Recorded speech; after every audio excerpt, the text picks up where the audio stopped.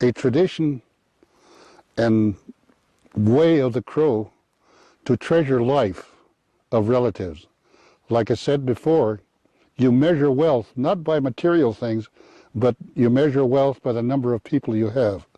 So when you lose somebody, it's loss of wealth, it's loss of your well-being, it's loss of your stability, it's loss of your security. So when you lose somebody, they take it very hard. And when they mourn hard. They wail, just like they do in Italian families. Italian families at a traditional Italian wedding, or not wedding, an Italian funeral, will hire wailers. And they'll wail, they'll cry, and cry about the loss of the life that's left them. Among the Crow, they wail. You don't have to pay them. They do it out of sincerity from their heart, because this is a personal loss. They say, I am poor. They don't say, I don't have any money anymore.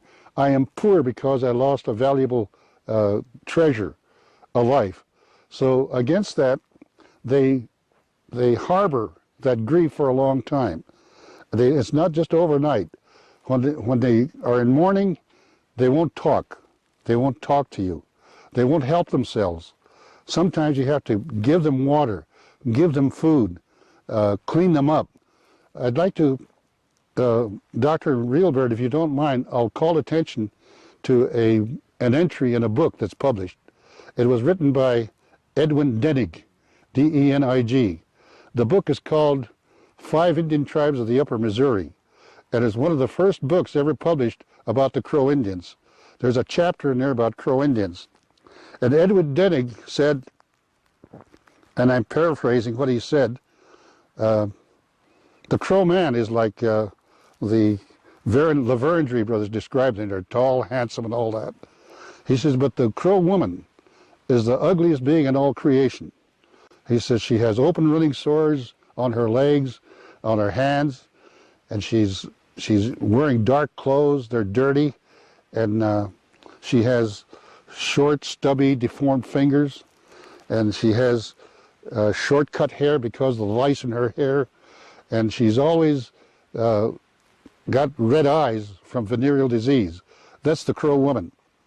What Denig did not understand was this was a Crow woman in mourning, because when a Crow person mourns, they practice self-flagellation. So they cut themselves and leave open sores and don't tend to it. They wear unattractive clothes. And then among the Crow, long hair is a sign of beauty. So because they don't want to be normal people, but mourning people, they'll cut their hair off, enough so that their ears show. That's a sign of mourning. And then they cried all the time, so their eyes were red. So Denig saw that as his background told him to see it. He said the Crow woman is ugly. And having said that, we can carry that to today. A student has a death in the family. It's uppermost in his mind to be at the funeral. Not only the funeral, but to be with family, so they can mourn together. So they don't think anything about missing school, missing work. They have to be there because it's loss of life, loss of wealth. And when you say that, you find yourselves, they come back and they say, oh, you cut your hair. That's an insult. Because among the Crow, to be reminded that you lost your loved ones was one of the deepest insults, enough so that they would even kill when somebody insulted them and said, you lost your loved ones, and there's nothing you could do about it. So that's what that means.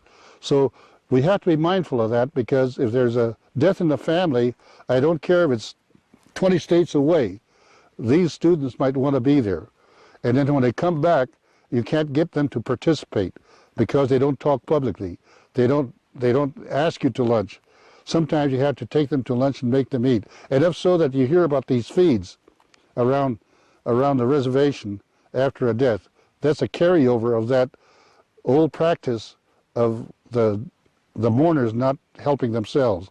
I just thought I'd touch upon that because it's a very critical part of behavior for these Indian students.